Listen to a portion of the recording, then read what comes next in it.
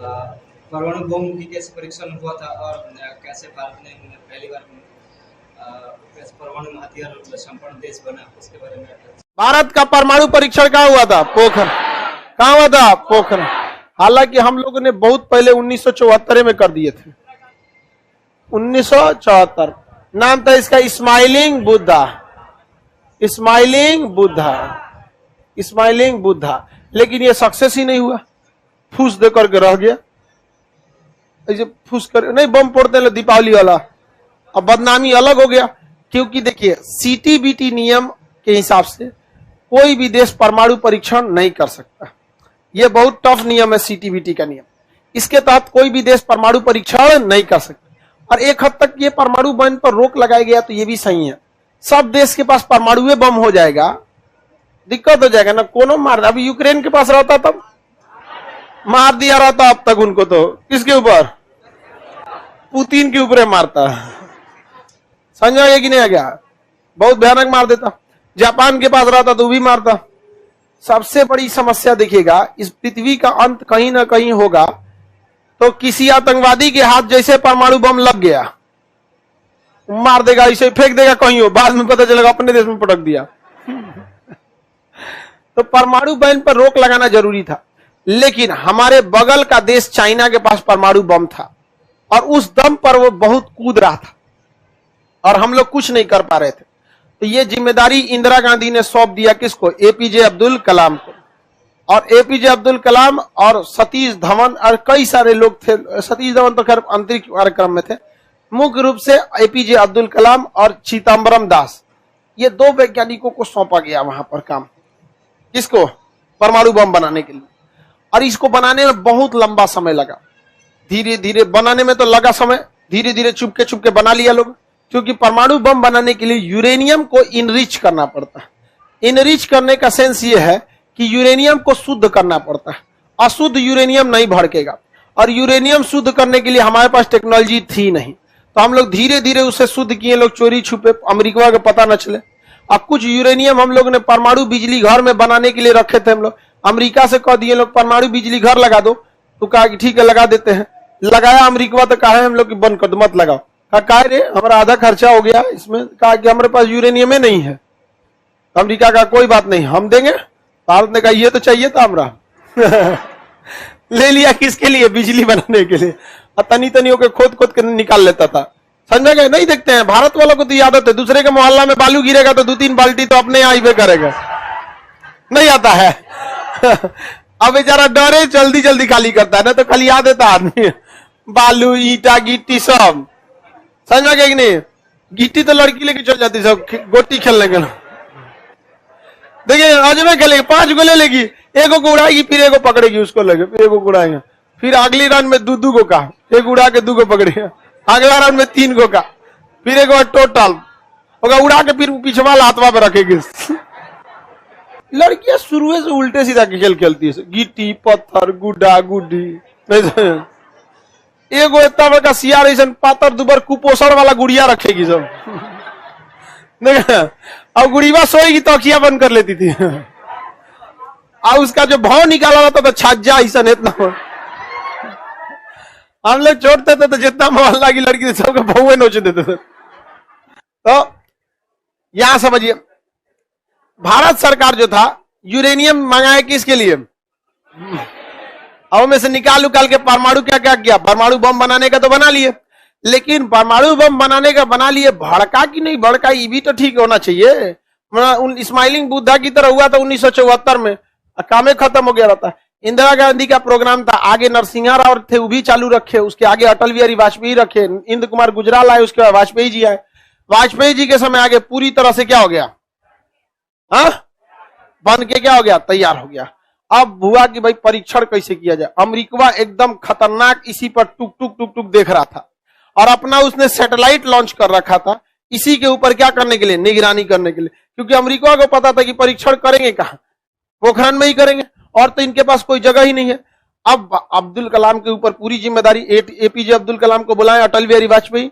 उन्होंने कहा कि आपको किसी भी तरह से परीक्षण को सफल बनाना है। उन्होंने कहा कि बहुत दुविधा है, बहुत चीजों का काम करना पड़ेगा। तो अटल बिहारी वाजपेयी इतने समझदार व्यक्ति थे, उन्होंने कहा कि आपको जो लगता है आप कर सकते हैं। आप एक बार आदेश दीजिएगा, पीएमओ ऑफिस को अटल बिहारी वाजपेयी बोल दिए थे, जो जो कहेंगे वो एकदम हर हाल में हो जाना चाहिए। तो इन्होंने फोन करा दिया पीएमओ ऑफिस में, रक्षा मंत्रालय में, कि यहाँ कहिए कि सेना बहुत बड़ा युद्ध अभ्यास करने वाली है। तो वहां पे उतार दिया गया 10,000 सेना, उसी में एगो टोपी उपी लगा के अब्दुल कलाम भी घूम रहे थे। और सैनिकों को पता नहीं, भारतीय सेना को पता नहीं कि उसके बीच में कौन घूम रहा है, अब्दुल कलाम। अब उसमें बनाया गया टेम्पोररी घर बनाया गया कि भाई बम से कैसे उड़ा के प्रैक्टिस करना है। तो 2 गो 4 गो 10 गो ऐसे घर बनाया, नहर बनाया, नकली नदी बनाया, कुआं बनाया। अब दुनिया को दिखाया जा रहा है कि भारत का सबसे बड़ा युद्ध अभ्यास, इन पाकिस्तानियों को छोड़ेंगे नहीं, हम बर्बाद कर देंगे आप। अब लोगों को लग गया पाकिस्तान, इंडिया पाकिस्तान। अब बात तो कुछ और था। इसी आधार पर भी हम भी बोले थे, आपको पिछले एक वीडियो में देखे होंगे, कि यूक्रेन मुद्दा में पढ़ने से अच्छा है किसको मार दीजिए, एगो कहीं ना कहीं हमला कर दीजिए। 1 हफ्ता बाद मार दिया गया ब्रह्मोस। समझा गया कि नहीं गया, गलती से चल गया था। ये दिमाग किसका था, अब्दुल कलाम का। अब्दुल कलाम ने भी ऐसा ही किया था एक बार में। तो उन्होंने पूरा, अब दुनिया को लग रहा है कि हाँ भाई सेना परीक्षण युद्धाभ्यास करती है तो एक टेम्पोररी घर बनाती है, उसको दूर से निशाना लगा के तोप से उड़ाती है। तो घर दुआर बन रहा था, जानते हैं किस लिए, कि परमाणु बमवा भड़केगा तो देखा जाएगा कि कितना तगड़ा भड़क रहा है। अब उसमें लगा क्या चीज है, इंडियन आर्मी परीक्षण कर रही है। कुआं खोदवाया गया, सब कुछ हुआ, और उसी में परमाणु बम को उतार दिया गया, कुआं के अंदर उतार दिया गया, और फिर ढक दिया गया।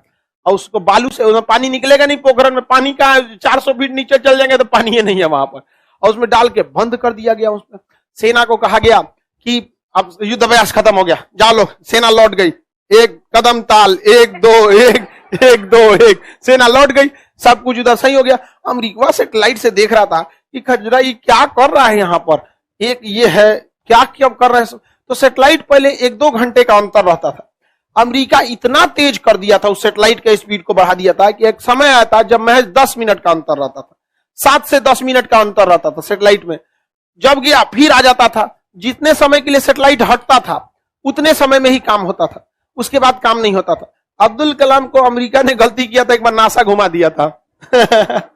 नासा के ऑफिस में घुमा दिया था, और पूरा का पूरा देख लिया था। बहुत अच्छा ऑफिस है आपका, यहाँ पे कंट्रोल कहां से होता है, अच्छा यहीं से कंट्रोल होता है सारा सैटेलाइट, हाँ यहीं से हो जाता है। अच्छा चीज है आपको यहाँ।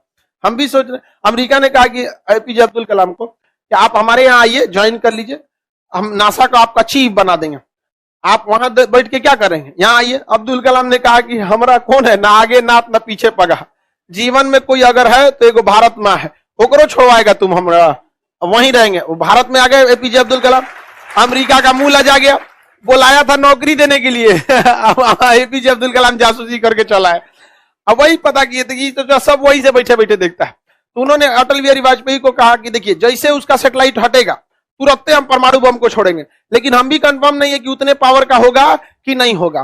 तो इन्होंने कहा कि अगर नहीं हुआ तब, तो कहा कि एक काम कीजिए, आप मौसम विभाग को कह दीजिए कि राजस्थान में भयंकर तूफान आने वाला है, कोई उधर नहीं जाएगा। तुरंत एपीजे सारा पावर दिए गया था अब्दुल कलाम को, इन्होंने मौसम विभाग को कहा, मौसम विभाग हाई अलर्ट जारी कर दिया, तूफान आने वाला है, भयानक तूफान चक्रवात, कोई नहीं जाए कोई नहीं जाए। और जैसे उसका सैटेलाइट हटा, तैसे इधर से क्या हुआ, परमाणु बम का परीक्षण हुआ, भयानक परीक्षण हुआ, जितना सोचा गया था उससे 10 गुना ज्यादा शक्तिशाली निकला परमाणु बम, एकदम दहला दिया राजस्थान का पोखरन का एरिया। पाकिस्तान में भूकंप आ गया, मारा यहां हुआ भूकंप आ गया। इतना भयानक तहलका हुआ, गर्दा उड़ गया पूरा यहां पर। अब उधर से भारत ने पहले बोल के रखा था कि क्या होने वाला है, तूफान आने वाला है, भारत ने हल्ला कर दिया कोई किसान नहीं जाए, तूफान आने वाला है। उसका सैटेलाइट दोबारा चक्कर लगा के आया, देख रहा है गर्दा उड़ा ले रही है।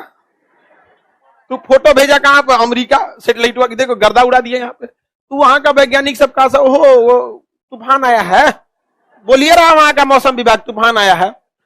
तो सैटेलाइट फिर गया था, फिर एगो दहलका उड़ा दिए, दूसरा का फोड़ दिया, वो भी तगड़ा निकला, फिर एगो फोड़ दिया, तीसरा का वो भी तगड़ा निकला। अमेरिका को पता चल रहा है कि तूफान आया है। उस समय अमेरिका 700 करोड़ रुपया खर्चा किया था केवल सैटेलाइट बनाने के लिए। इतना पावरफुल सैटेलाइट था कि राजस्थान के पोखरण में खड़े सैनिक के घड़ी में कितना बज रहा है वो देख लेता था सैटेलाइट से, उतना पावरफुल था 1998 का वो सैटेलाइट। और केवल इसीलिए अमेरिका लगाया था कि भारत परीक्षण क्या कर रहा है क्या नहीं कर रहा है, भारत के आगे जुगाड़ के आगे टिकेगा।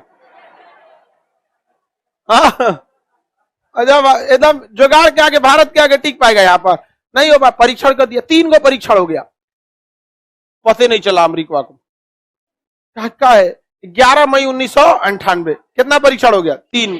अमेरिका को पता नहीं चला। तो अटल बिहारी वाजपेयी ने अब्दुल कलाम को फोन किया कि क्या सब समाचार है? कहा कि 4 तो तीनों दिए हैं, तीनों एकदम उम्मीद से तगड़ा है, जितना सोचे थे उससे 10 गुना तगड़ा है, अमेरिका को भी पता नहीं चला है। अटल बिहारी वाजपेयी ने कहा कि जब आप कंफर्म है ना कि सक्सेस है? कहा कि हाँ सक्सेस है। अटल बिहारी वाजपेयी ने कहा कि अगर हम कहेंगे कि इसी फॉर्मूला पे अगर आपको एक और बनाना है तो कितना दिन में बना देंगे? 10 दिन बहुत है। कहा कोई बात नहीं, अब आप दिन दहाड़े फोड़िए। तो 11 मई को फोड़े, 12 मई को अब्दुल कलाम से बात हुआ, अटल बिहारी वाजपेयी का फोन आया, 13 मई को खुलेआम फोड़िए। काहे के लिए? आप जब 10 दिन में बनाइए देंगे तो क्या होगा? देर से देर अमेरिका मारने ही ना आएगा, बना दीजिएगा, हम मार देंगे वहां पर। 13 मई को खुलेआम फोड़ दिया गया, 2 गो धाए सेटेलाइट फोटो देखा, कहा गिरिया चोट्टा कहीं का बम फोड़ दिया बम फोड़ दिया, ये कचरा है सब, ये सब बम फोड़ दिया। वहां अमेरिका को फोन कर, अमेरिका से पता चला, अमेरिका कह रहा है कि 3 दिन पहले जो तूफान आया था वो कौन सी था ये? तो अटल बिहारी वाजपेयी ने कहा कि कोई मौसम नहीं खराब था, हमारा परमाणु परीक्षण हुआ था 11 मई को 3 बार, 13 मई को 2 बार, हमारा परमाणु परीक्षण सफल हो गया। अमेरिका का एकदम पारा चढ़ गया। नासा के वैज्ञानिक को बुला के ऐस गरियाया वहां का राष्ट्रपति कि चोट्टा सा तुम लोग को हम काहे लिए पैसा दिए रे, इतना काट के जनता के टैक्स का पैसा कौन सी देख रहा है तुम लोग वहां पर? कहता है कि आंधी उड़ल है, बम फोड़ दिया वहां पर।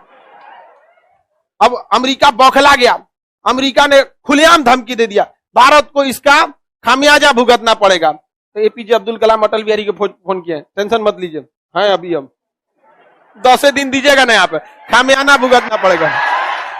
अब बताइए, जब पता चल गया तो बनाने में कौन चीज आता है?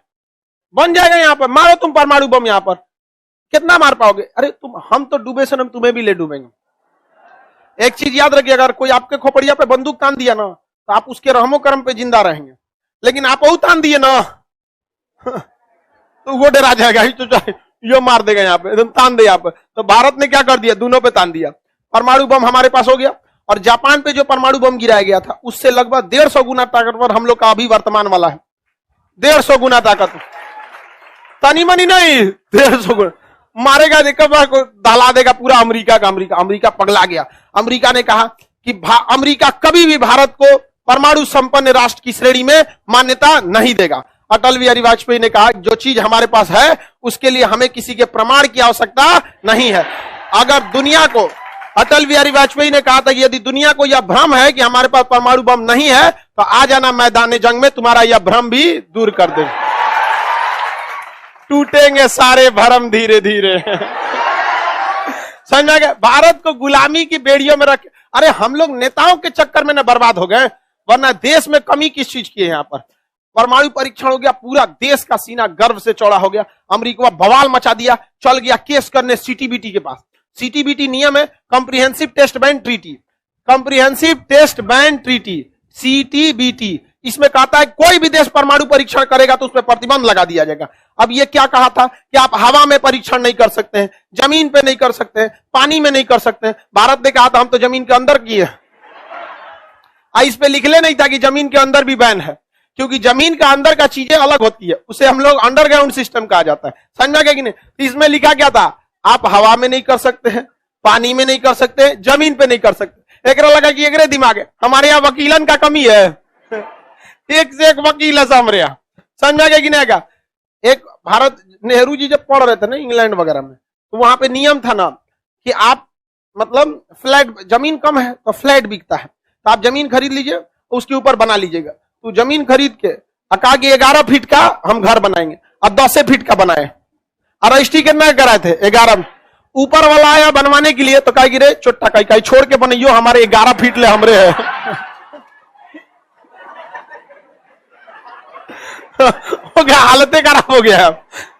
हमारे यहाँ का वकील सबसे मिलेगा, अरे अब एक से एक वकील होता है सर। हमारे देश में वकील इतना पढ़ लिया सबकी समस्या हो गया है वकील इतना पढ़ लिया है सबकी समस्या हो गया, हर कानून जानने लगा है, तो जज को हिला देता है सब, ऐसा ऐसा वकील हो गया है सब, तो खतरनाक था। अब अमेरिका का वो मुंह लजा गया तो हम लोग कहां परीक्षण किए? सजा दीजिए ना, हम जमीन पे किए हैं, ना हवा में किए हैं, ना पानी में किए, यही ना मना था, हम अंदर में किए। अब यहां पे भी नहीं हो सकता। अमेरिका एकदम बौखला गया, एकदम पगला आ गया, अमेरिका का बर्बाद कर देंगे, तुम्हारे ऊपर प्रतिबंध लगा देंगे। भारत के ऊपर प्रतिबंध लगा दिया। हम न किसी से खरीद सकते थे सामान, न बेच सकते थे। भारत की अर्थव्यवस्था चरमराने लगी थी, एकदम भयानक। पहले हमरा देखा देखी पाकिस्तान वो 1 हफ्ता बाद फोड़ दिया, वो चोटा बना के रखा था, वो डरे नहीं, बोल रहा था कि होगा अमेरिका बड़ी मार मारता। उसको तो अमेरिका चबा जाता, और जैसे भारत फोड़ रहा था 1 हफ्ता बाद वो फोड़ दिया। अब अमेरिका और घुसिया गया, रे चोटा कहीं का तुम क्या फोड़ा। तो पाकिस्तान कहा कि हमरा कौन जी बोलता है, भारत को बोलो जो सजा उसको दोगे हमें भी मंजूर है। पाकिस्तान को पता था भारत कहीं ना कहीं से अपना तो जुगाड़ निकालिए ले गए हम, तो जो उसको सजा देना वही हमको देना। विश्व कम्युनिटी पे भी तो यही होगा ना, जब दोनों ने सेम अपराध किया तो सजा दोनों को दीजिए। तो दोनों के ऊपर आर्थिक प्रतिबंध लग गया। अब भारत की अर्थव्यवस्था चरमरा गई, पाकिस्तान की भी अर्थव्यवस्था चरमरा गई। लेकिन भारत के 55 से 60 लाख लोग विदेशों में काम करते हैं, ना भारत का ऑक्सीजन लेते हैं, ना भारत का खाना पीना खाते हैं, ना भारत की जमीन पे रहते हैं, लेकिन वो पैसा कमा के पूरा का पूरा भारत को भेज देते हैं, जिससे भारत की अर्थव्यवस्था चलती है। और यह देश उन्हें वोट डालने का अधिकार नहीं देता है। सोचिए कितना शर्म की बात है। कभी सोचे 1998 में हमारे देश की अर्थव्यवस्था जिन्होंने बचाया था वो वोट नहीं डाल पाते, उनको अधिकार है। हम लोग इस देश का खाते हैं, बचता है तो देश को देते हैं। वो लोग कहीं ना कहीं बहुत बड़ी देश की सेवा कर रहे हैं और उसको इग्नोर किया जा रहा है। ये इस देश का कर्तव्य बनता है कि उनके लिए सोचे, लेकिन नेताओं को फुर्सत कहां है। कहते हैं इसके वोट से हमें क्या फर्क पड़ता, हम जीतेंगे थोड़ी ना। अरे तुम जीतोगे या नहीं जीतोगे, हमारा देश जरूर जीत जाएगा अगर हम उन्हें सम्मान देंगे तो। लेकिन चोट्टों को अपना परवाह रहता है, बहुत गलत बात है। बताइए बिहार में सिवान, छपरा, गोपालगंज का जो एरिया है, उस एरिया के कोई है कि नहीं आप लोग में? बहुत सारा लड़का होगा आपके गली मोहल्ला में, पक्का 1-2 को मिलेगा विदेश में, है कि नहीं? केरल साइड का एक राज्य है केरल, आप केरल में देखेंगे ना तो केरल वाला भी फैमिली सऊदी चल जाता है। एगो मेस चला रहा है, एगो होटल चला रहा है, एगो दुकान चला रहा है, एगो सैलून उलून सब यही खोला है, पूरा कब्जा करके रखा है विदेश में। बहुत ज्यादा कमाई हो जाती है वहां से। तो भारत की अर्थव्यवस्था जो चरमरानी थी उसे किसने बचा लिया? विदेश वालों ने। अब पाकिस्तान की तो अर्थव्यवस्था टूट गई, क्योंकि पाकिस्तान के वर्कर को कोई काम नहीं देता। रीजन क्या है कि पाकिस्तान वाला अगर विदेश में जाएगा काम करने ना, अगर उसके घर में मार हुआ ना पड़ोस में, तो हुआ मार कर लेगा। रे तोर चाचा हमारी चाचा के बोल रही रे, काहे बोला रे, बताओ। अरे तोरा चाचा पाकिस्तान में मार किया तो सऊदी में मार कर लेगा, वहां वो मार देता है वहां। अब भारत का आदमी है, बिजनेस को ध्यान देता है, दूसरे के देश में गए हैं तो 2-4 बातों बोल रहा है तो सुन लो भैया क्या दिक्कत है, आपको रोजगार दिया है कि नहीं। तो हम लोग में संस्कार रहता है। और कोई भी देश जो होता है अपने आप को श्रेष्ठ समझता है। कैसे हम लोग के यहाँ अंग्रेज आता है तो हम लोग को लगता है नहीं हमारे देश में आया। तो वहां पे भी ना जो वर्कर रहते हैं तो वो लोग को, जो वहां के राजा हैं, वो उतना वैल्यू नहीं देता है। तो भारत वाला नॉर्मल रह जाता है। पाकिस्तानी ओकरो एक तमाचा मार देता है, कहता है नहीं मार देंगे एक तमाचा, रोजगार न जाएगा, आतंकवादी बनने से कौन रोक सकता है, नहीं समझे। तो पाकिस्तानियों को कोई पूछता नहीं है वहां पर। इस वजह से पाकिस्तान की अर्थव्यवस्था टूट गई और भारत की अर्थव्यवस्था बच गई थी। अब पाकिस्तानवा अमेरिका को कह रहा है, रे चोट्टा हमारा प्रतिबंध हटाओ, खाइल पियल मुश्किल हो गया है एकदम। तो कह रहा नहीं हटाएंगे। कहा कि नहीं हटाएगा ना तो एक हम परमाणु बम का परीक्षण का पूरा नियम यूट्यूब पर डाल देंगे। गली गली में बनने लगेगा चोट्टा कहीं का, हटा। अमेरिका जल्दी जल्दी कहा कि गड़बड़ बोल रहा है यहाँ पे। अमेरिका को लगा कि झूठ बोल रहा है। पाकिस्तान उठा तो सद्दाम हुसैन को बेच दिया। उत्तरी कोरिया वाला है ना किंग जोंग, वगैरह पाकिस्तान में बेच लिया है। उसके बाद अपना परमाणु बम नहीं है, कौन बेचा है? पूरा उसका ब्लू प्रिंटे बेच दिया, गिले ऐसे ऐसे बनता है। अब अमेरिका माथा पीट रहा है, ये चोट्टा कहीं का एकरा तो हम का समझाएं यहाँ पे। कहा कि हम का करें, भूखे नहीं ना मरेंगे, हम बेच देंगे, इंटरनेट पे डाल देंगे, गूगल सब पे डाल देंगे। कहा कि गूगल पे डाल दोगे तो गूगल हमरे ना है, बंद करा देंगे। तो कितना बंद कराएगा? फेसबुक, यूट्यूब, ट्विटर, कहीं अखबार में निकाल के छपवा दो। अमेरिका पागल हो गया। अमेरिका ने पाकिस्तान पर से प्रतिबंध हटा लिया। तो भारत का हमरो हक तो नहीं, एक बार भारत के ऊपर खेल गया कौन? पाकिस्तान। तो आपकी बार पाकिस्तान पे कौन खेल गया? भारत। समझा गया कि नहीं? हट गया पाकिस्तान वाला, भारत वाला भी हट गया। कहा गया सब चाहते हैं।